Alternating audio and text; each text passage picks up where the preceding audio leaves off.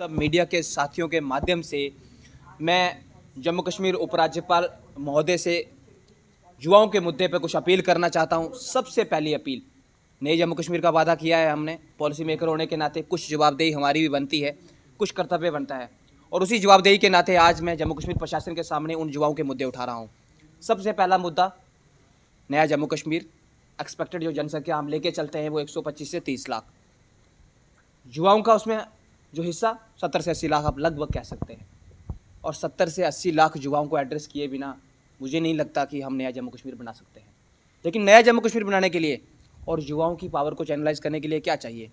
बेहतर youth policy, बेहतर sports policy, बेहतर रिक्रूटमेंट पॉलिसी। लेकिन इन तीनों पॉलिसीज़ में से हमारे पास एक भी अप टू डेट और रेशनल पॉलिसी नहीं है।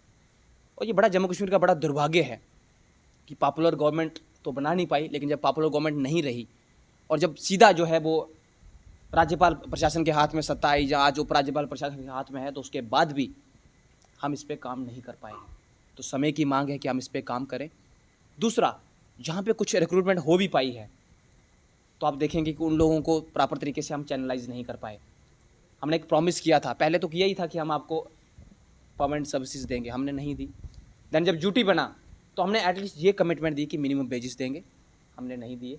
मेरे कई साथी 2500 रुपये महीने पे सर्व कर रहे हैं, और ये मुझे लगता है कि बड़ी शर्म की बात है। एक तरीके से आप उनका काम का लोड बढ़ा दीजिए, लेकिन एक रेस्पेक्टेड ऑनरिंग दीजिए उनको, कम से कम इतना तो आप दीजिए कि वो अपने परिवारों को सर्व कर सके, लेकिन हमने नहीं दिया।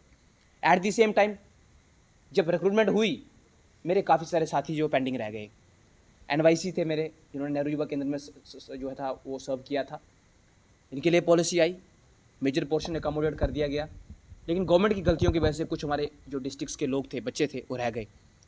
571 के करीब आज इनका नंबर है, इनको इंगेज किया जाता है, अनुभव रखते हैं अपनी अपनी फील्ड का, शायद हमारे डिफरेंट डिपार्टमेंट्स को सर्व कर सकते हैं। पिछले 4 साल से कमेटी पे कमेटी किसी ने नहीं सुना।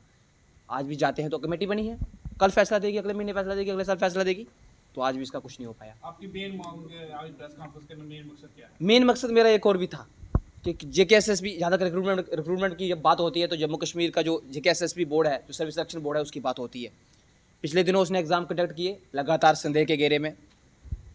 JKSSB ने कहा एग्ज़ाम फेयर तरीके से कंडक्ट हुआ, लेकिन जब थोड़ा सा मैंने रिसर्च किया, मेरे काफ़ी सारे युवा साथियों के फ़ोन आए, ट्विटर हैंडल देखा JKSSB का, तो JKSSB ने कहा था हमने फेयर तरीके से कंडक्ट किया, CCTV फुटेज है हमारे पास, thanks to one and all.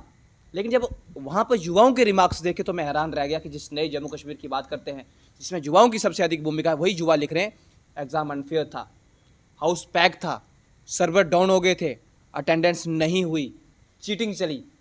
तो इसके तहत जिन लोगों को आप रिक्रूट करेंगे या जिस तरीके से रिक्रूट करना चाह रहे हैं, तो क्या वो नया जम्मू कश्मीर बना पाएंगे?